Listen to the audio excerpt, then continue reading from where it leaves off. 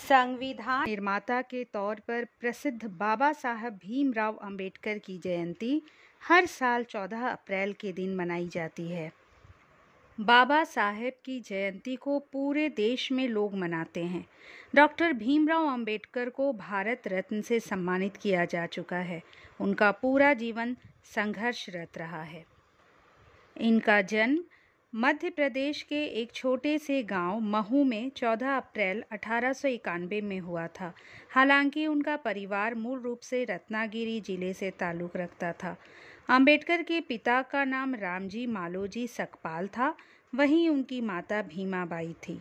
Doctor Ambedkar Mahar जाति के थे। ऐसे में उन्हें बचपन से ही भेदभाव का सामना करना पड़ा।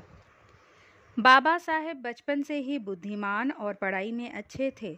हालांकि उस दौर में छुआछूत जैसी समस्याएं व्याप्त होने के कारण उनकी शुरुआती शिक्षा में काफ़ी परेशानी आई, लेकिन उन्होंने जात पात की जंजीरों को तोड़ अपनी पढ़ाई पूरी की। मुंबई के एल्फिंस्टन रोड पर स्थित सरकारी स्कूल में वह पहले अछूत छात्र थे। बाद में 1913 में अंबेडकर ने अमेरिका के कोलंबिया यूनिवर्सिटी से आगे की शिक्षा ली। ये एक बड़ी उपलब्धि थी कि साल 1916 में बाबा साहेब को शोध के लिए सम्मानित किया गया था।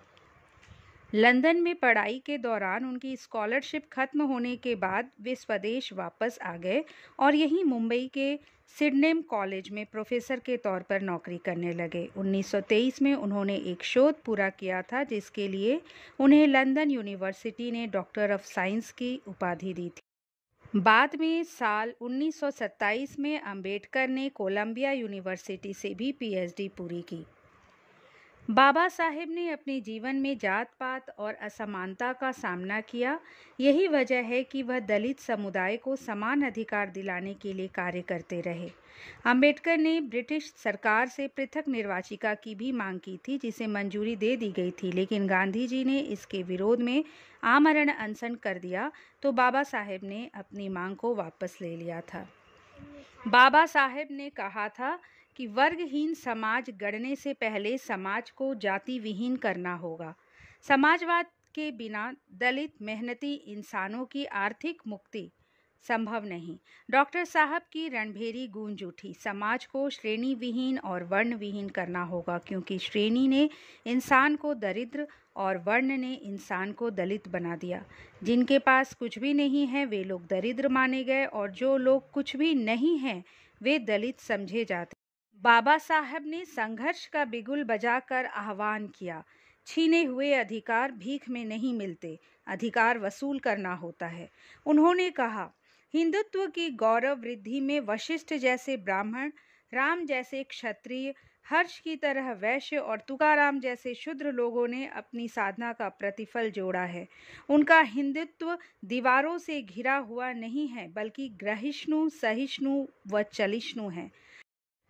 डॉक्टर अंबेडकर ने अमेरिका में एक सेमिनार में भारतीय जाति विभाजन पर अपना मशहूर शोध पत्र पढ़ा, जिसमें उनके व्यक्तित्व की सर्वत्र प्रशंसा हुई। डॉक्टर अंबेडकर के अलावा भारतीय संविधान की रचना हेतु कोई अन्य विशेषज्ञ भारत में नहीं था। अतः सर्वसम्मति से डॉक्टर अंबेडकर को संविधान सभा की प्रारूपण समिति का अध्यक्ष चुना गया। 26 नवंबर 1949 को डॉक्टर अंबेडकर द्वारा रचित संविधान पारित किया गया। अंबेडकर मधुमेह से पीड़ित थे। 6 दिसंबर 1956 को उनकी मृत्यु दिल्ली में नींद के दौरान उनके घर में हो गई। 1990 में उन्हें मरणोपरांत भारत के सर्वोच्च नागरिक सम्मान भारत रत्न से सम्मानित किया गया। डॉक्टर अंबेडकर का लक्ष्य था सामाजिक असमानता दूर करके दलितों के मानवाधिकार की प्रतिष्ठा करना।